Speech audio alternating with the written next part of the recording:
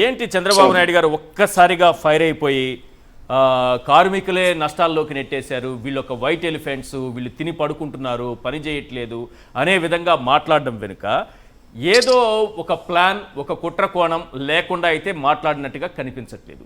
ఏం ఉండవచ్చు దీని వెనుక? ప్లాన్ ఏముండొచ్చు? ఈశ్వర్ గారు, మీకు మీతో పాటు పాల్గొన్న ప్యానలిస్టులకి, సాక్షి టీవీ న్యూస్ ఛానల్ వీక్షకులందరికీ కూడా నా హృదయపూర్వక నమస్కారాలు. Good evening one and all. Sir, ఖచ్చితంగా చంద్రబాబు నాయుడు గారి యొక్క లక్ష్యం ఒకటే, విశాఖపట్నం మీద ప్రైవేటు అనే వేటు వెయ్యాలి. అది ఆయన రాజకీయ భాషలో చెప్పాలంటే విశాఖ స్టీల్ ప్లాంట్ ఆయన వెన్నుపోటు పొడుస్తున్నారు. ఈ వెన్నుపోటు అనేటువంటి కార్యక్రమం ఆయన అధికారంలోకి వచ్చిన దగ్గర నుండి, అంటే పెద్దల నరసింహరావు గారు సహృదయంతో మాట్లాడారు కాబట్టి ఆయన అర్థం చేసుకోలేకపోయారు. కానీ చంద్రబాబు నాయుడు గారు అధికారంలోకి వచ్చిన తొలి రోజు నుంచే విశాఖపట్నం స్టీల్ ప్లాంట్ మీద చంద్రబాబు నాయుడు గారు పొడిచే వెన్నుపోటు అనే స్లో పాయిజన్ మెల్లమెల్లగా చేస్తూ వస్తూ ఫైనల్ గా నిన్న ఆయన మాట్లాడినటువంటి ప్రెస్ మీట్ లో ఆయన ఫినిషింగ్ టచ్ ఇచ్చి క్లోజ్ చేశారు. శుభం కార్డు వేశారు. ఆయనకి శుభం కార్డు, స్టీల్ ప్లాంట్ కి శుభం కార్డు. అది ఎందుకు చెప్తున్నాను అంటే, ఇప్పుడే నరసింహరావు గారి మాటలు మీకు అర్థమైంది. జీతాలు ఎవరు ఉన్న ఉద్యోగస్తులేమో తొలగిస్తారు, పర్మనెంట్ ఎంప్లాయీస్ నేమో విఆర్ఎస్ తీసుకుని వెళ్ళిపోమంటారు, ఉన్న వాళ్ళనేమో ఇబ్బందులు గురి చేస్తారు, క్యాప్టివ్ మైండ్స్ లేదు అంటే ఈక్విటీ పద్ధతిలో చేయరు, కనీసం వాళ్ళు చెప్పుకుంటున్నటువంటి ప్యాకేజ్ రూపంలోకి వచ్చినటువంటి అమౌంట్ కూడా కనీసం ₹1 అంటే ₹1 ఏ కార్మికుడి ఖాతాల్లోకి జీతం రూపంలో వెళ్ళిందో చెప్పండి. లేదా స్టీల్ ప్లాంట్ కి సంబంధించి ముడి సరుకులు కొనడంలో ఎక్కడ ₹1 ఖర్చు పెట్టారో చెప్పండి. లేదా స్టీల్ ప్లాంట్ కి సంబంధించినటువంటి పరికరాలు, ఇప్పుడు 35 ఏళ్ల నాటి స్టీల్ ప్లాంట్ అని నరసింహరావు గారు చెప్తున్నారు, అప్పటి నుంచి అదే మిషనరీస్ తో ఇబ్బందులు పడుతున్నారు, స్పేస్ పార్ట్స్ తో ఇబ్బందులు పడుతున్నారు.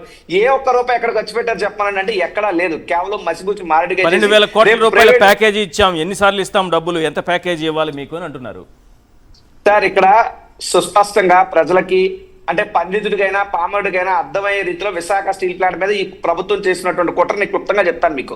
ఇప్పుడు ఒక స్టూడెంట్ ఉన్నాడు, ఆ స్టూడెంట్ కి పాఠాలు చెప్పకుండా, పుస్తకాలు ఇవ్వకుండా, హాల్ టికెట్ ఇవ్వకుండా, ఎగ్జామ్ లో ప్రశ్నాపత్రం ఇచ్చి ఆన్సర్ షీట్ ఇవ్వకుండా, నువ్వు ఫెయిల్ అయిపోయావు కాబట్టి నీకు నేను స్కూల్ ఫీజు కట్టను అంటే అది ఎంత చండాలంగా ఉంటుందో, ఈ రోజు విశాఖ స్టీల్ ప్లాంట్ లో క్యాప్టివ్ మైండ్స్ ఇవ్వకుండా, ఈక్విటీ ఇది చేయకుండా, లేదా బ్యాంకు రుణాల శాతం తగ్గించకుండా, లేదా ఎక్కువ మంది కార్మికులను అక్కడ డిప్లాయ్ చేయకుండా, లేదా పరికరాలను పెట్టకుండా, ఇవేమీ చేయకుండా మీ విశాఖ స్టీల్ ప్లాంట్ లాభాల్లో రావట్లేదు కాబట్టి దీన్ని మూసేస్తామని చెప్పడం కూడా అంతే తప్పు, అంతే దుర్మార్గం.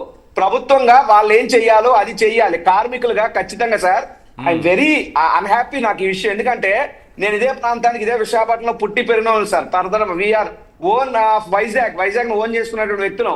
విశాఖపట్నం అనే పేరుని, విశాఖ సిటీ అనే పేరును కూడా స్టీల్ సిటీ అనే స్థాయికి తీసుకెళ్లింది విశాఖపట్నం స్టీల్ ప్లాంటే సార్.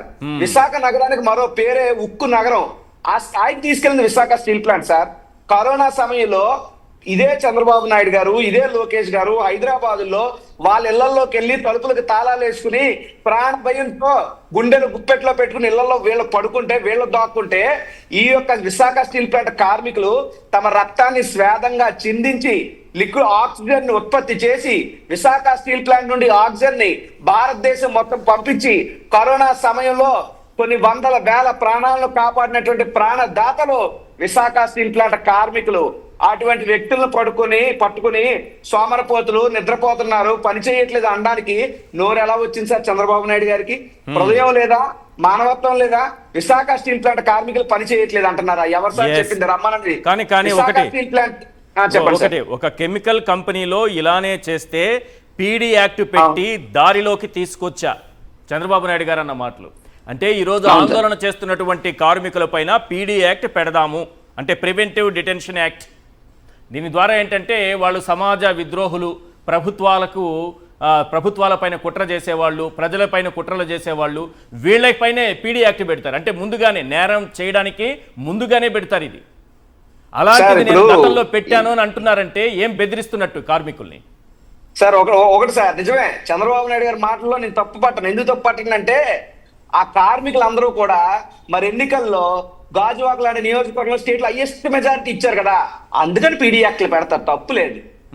గాజువాక నియోజకవర్గ ప్రజలందరూ భరత్ గారికి 5 లక్షల పైనోట్లు పార్లమెంట్ కి, ఎంపీ సీట్ కి మెజారిటీ ఇచ్చారు కదా, అందుకని పీడీ యాక్ట్ పెడతారు, తప్పులేదు. మరి ఆ కార్మికులు ఎన్నికల వేళ కార్మికుల దగ్గరికి వెళ్ళిపోయి కాళ్ళు గడ్డాలు పట్టుకుని బతిమాలి బామాలి ఓట్లు వేయించుకుని అధికారంలోకి వచ్చాక మరి రుణం తీర్చుకోవాలి కదా.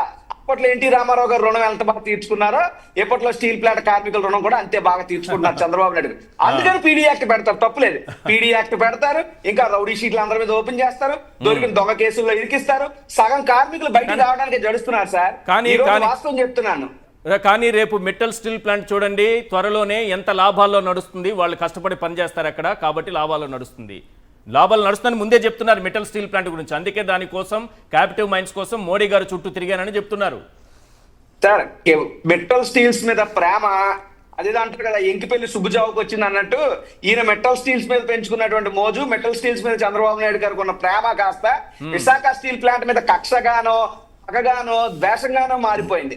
సార్ ఇదే విశాఖపట్నంలో మద్దిలపాలెంలో నరేంద్ర మోడీ గారు వస్తే సార్, జగన్మోహన్ రెడ్డి గారు సార్ సంశయంగా మేము చెప్పుకోగలం, మేము సాధించకపోయినా మేము we did our best to protect steel plant. Jaganmohan Reddy garu ముఖ్యమంత్రిగా ఉన్నంత కాలం విశాఖ స్టీల్ ప్లాంట్ మీద ఏగ కూడా మేము వాళ్ళనివ్వలేదు సార్.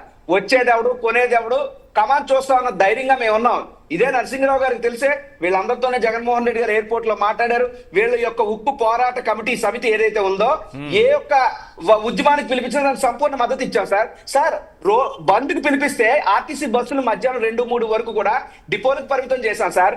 మెయిన్ గేట్ టెంట్ వేసుకుంటే ఏ రోజు ఒక పోలీసుల్ని చేసిన పరిస్థితులు లేవే. మరి ఈరోజు టెంత్ ఉందేమో నరసింహరావు గారిని అడగండి, ఎందుకు టెంట్ లేదు, ఎందుకు బయటకు వచ్చి చేయలేకపోతున్నారు, ఏ విధంగా ఉక్కుపాదం మోపుతున్నారు సార్ పోలీసులతో.